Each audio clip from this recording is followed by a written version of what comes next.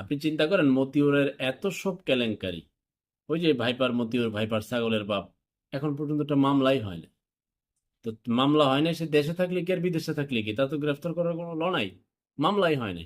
সাদেক এগুলোর এত কেলেঙ্কারি, গ্রেফতার হয়েছে হয়নি।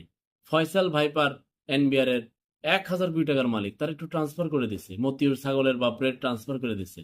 তো এইসব যদি বিধিবিধান থাকে যে সম্পূর্ণ ক্লিয়ারেন্স প্রমাণিত দুর্নীতিগ্রস্ত, তার শাস্তি বদলে, তাহলে দুর্নীতি সে করবে।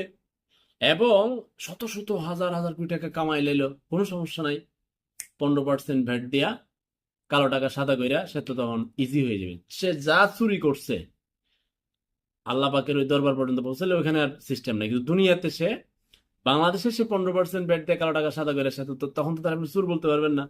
যারা এখন চুর বলে গালি দিচ্ছেন, অবৈধভাবে টাকা কামাইছে, সে যদি 15% ভ্যাট দিয়া